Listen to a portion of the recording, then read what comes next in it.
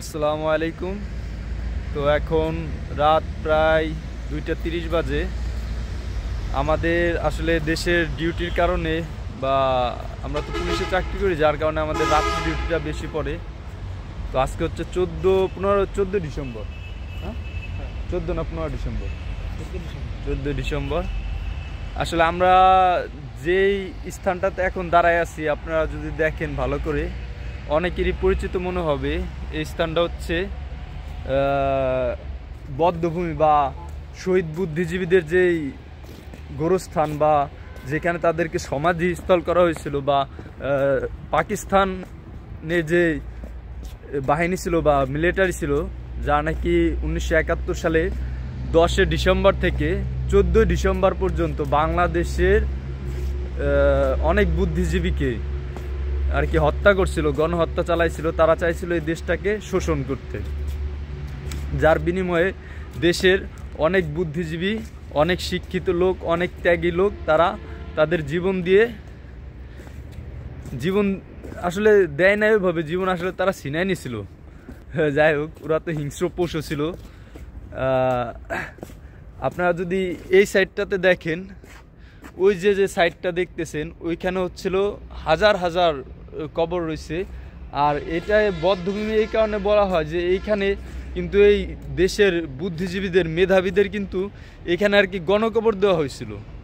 মানে এমনভাবে কবর দেওয়া হয়েছিল যে এটা চিহ্নিত করার মতো কিছু ছিল না। পরবর্তীতে এটা আস্তে আস্তে আমরা সবাই জানতে পারছি।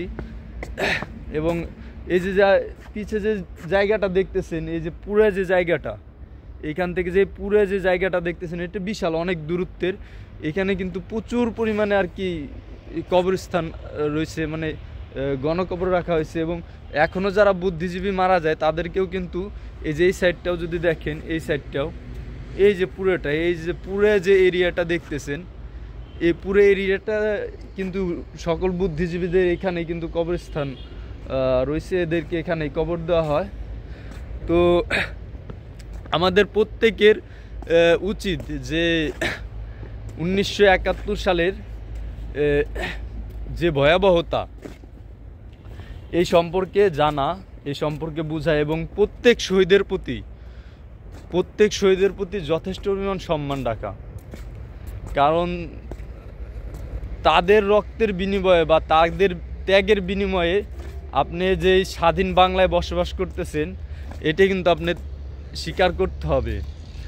আর পাকিস্তানি বাহিনী বা হানাদার বাহিনী এই বাংলার মানুষের উপরে যে অত্যাচার করছে, যে নির্বিচারে যে গণহত্যা চালাইছে, যারা যে কী পরিমাণ পশুত্ব ছিল বা নির্বিকারে মানুষগুলোর মারছে, এইগুলোও কিন্তু আপনারা ভুলে যাবেন না। আশা করি যে প্রতিটা মানুষই তার বিবেক দিয়ে চিন্তা করবেন এবং কে দেশের জন্য কি করে গেছে এগুলি অবশ্যই মাথায় রাখবেন। এবং সবাই শহীদ যারা আছে এদের জন্য দোয়া করবেন। আল্লাহ পাক রাব্বুল আলামিন এদের জন্য বেহেশত নসিব করে। এরা ইনশাল্লাহ আল্লাহ পাক যদি চায়, এরা অবশ্যই জান্নাতে যাবে, কারণ এরা দেশের জন্য জীবন দিছে। তো দোয়া করবেন, আর সবাই আমাদের জন্য দোয়া করবেন।